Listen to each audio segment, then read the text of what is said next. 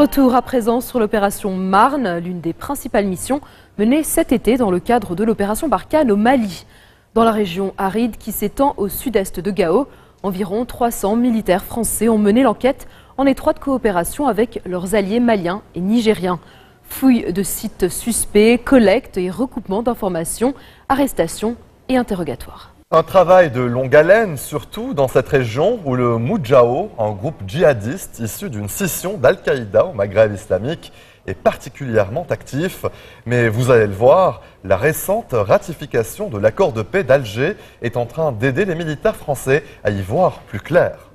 Dans une zone où chaque communication, chaque mouvement est suspect, le fait que les principaux groupes Touareg du Nord Mali aient renoncé à la lutte armée permet de mieux identifier l'ennemi djihadiste. Reportage signé François Ruay.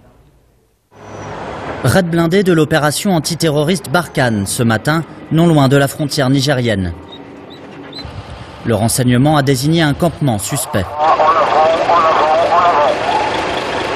Aucune résistance et à première vue, rien d'anormal. Il y a là tout d'un pâturage nomade qui se réveille. Une fouille minutieuse commence. Ok, c'est bon pour ça. Mais ici, il faut étaler là. Faut qu'on voit l'intérieur. Hein? Faut étaler. Sac de fourrage pour le bétail, camions, bidons, motos. Tout est vérifié et répertorié.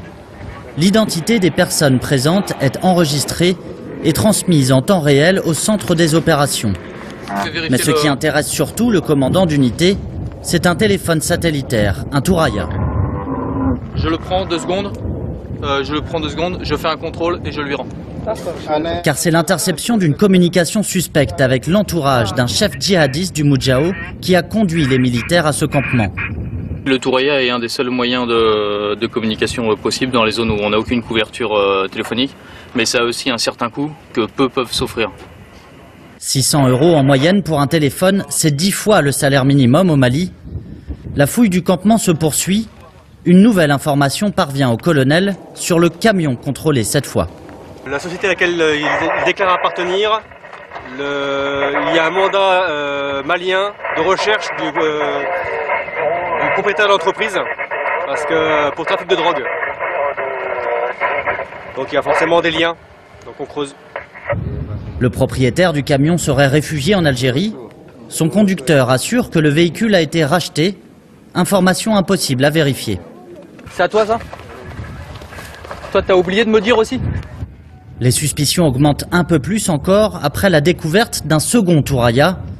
Il s'agit du boîtier qui était recherché. Plusieurs heures plus tard, les ordres tombent à la radio. Ils sont suspectés d'activités ayant relation avec un mouvement terroriste, donc qui sont détenus par l'armée française et qui vont être interrogés au regard de leurs activités liées au terrorisme. Rapidement, 2 hommes sont isolés du groupe. Les interrogatoires se poursuivront sur la base de Gao. Un hélicoptère spécial est mobilisé pour l'arrestation.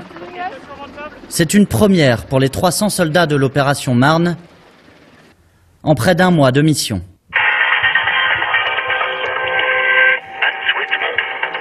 La signature par la rébellion du Nord de l'accord de paix au Mali, le texte a été signé dans la capitale Bamako au nom de la coordination des mouvements de l'Azawad et ce en présence du président Keïta et du chef de la mission des Nations Unies.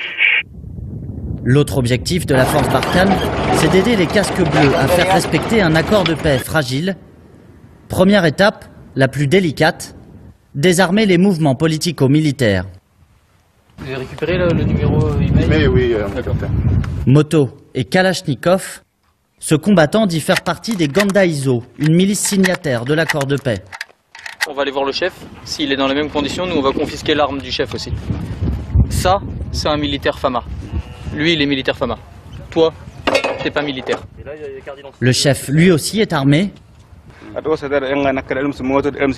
Sur sa moto, les cartes d'identité des combattants sous ses ordres.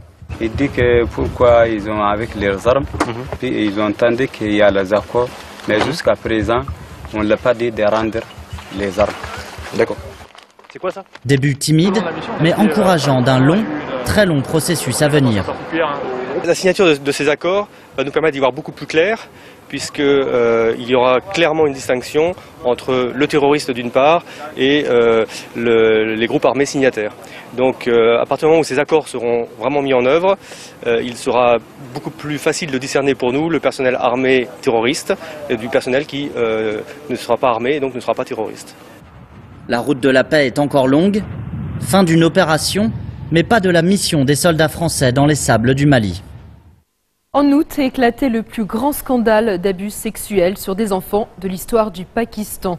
Pendant plusieurs années, un gang d'un village du Pendjab a abusé de plus de 200 jeunes garçons et les a fait chanter. Les victimes étaient également contraintes à des rapports sexuels entre elles. La police est accusée d'avoir laissé faire. L'exploitation sexuelle des mineurs est répandue au Pakistan, mais c'est un problème encore tabou dans un pays très conservateur.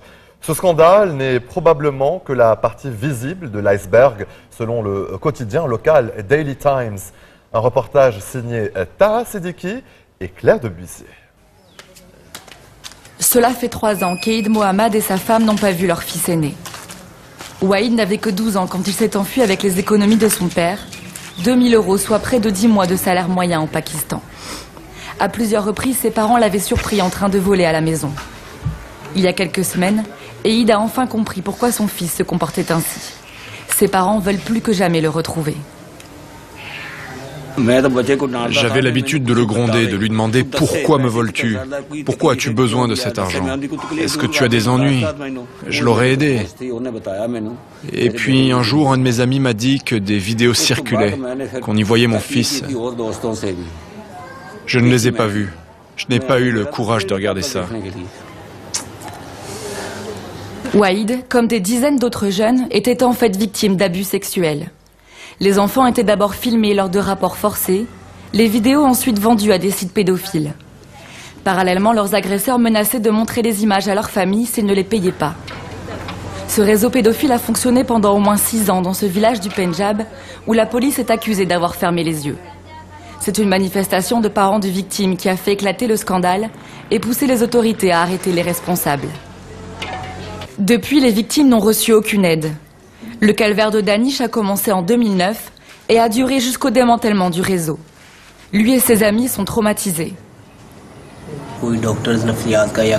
Pas un seul psychologue n'est venu nous voir pour nous conseiller, nous aider à reprendre goût à la vie. Désormais, nous sommes dépressifs. On veut rester seuls. On ne se sent pas de faire quoi que ce soit. On préférait mourir que continuer cette vie. L'exploitation sexuelle des mineurs est répandue au Pakistan, mais souvent ignorée. C'est le cas dans le milieu du transport routier. Chaque jour, des centaines de camions transitent par Peshawar, la grande ville du nord-ouest du pays. De jeunes garçons qui se sont enfuis de chez eux accompagnent les chauffeurs lors des longs trajets en échange d'un peu de travail. Cependant, selon plusieurs rapports, beaucoup de ces mineurs seraient victimes d'abus sexuels. Saïf et Yassir travaillent pour une ONG locale qui vient en aide à ces enfants. Aujourd'hui, ils visitent plusieurs hangars d'où partent les camions pour sensibiliser et avertir les chauffeurs. Est-ce qu'il y a des enfants qui accompagnent les chauffeurs? Oui, il y en a. Surtout sur les longs trajets, jusqu'à Lahore ou Banou par exemple. Pour ces militants, la pauvreté est le premier facteur derrière ces abus. Ici, la nuit, dans ces lits d'appoint qu'on appelle des charpoy, il y a plein d'enfants. Ils n'ont pas d'argent pour dormir sur ces lits. Alors pour pouvoir y rester, ces enfants se retrouvent parfois à devoir satisfaire sexuellement les chauffeurs. Et il y a toute une mafia derrière ça. Pour prévenir de telles agressions, il faut aussi mieux éduquer les jeunes. Cette école d'Islamabad a récemment adopté un nouveau programme. Ici, on apprend aux enfants à reconnaître un abus sexuel et à le dénoncer. Nous allons parler des émotions, quand vous êtes triste, heureux ou effrayé.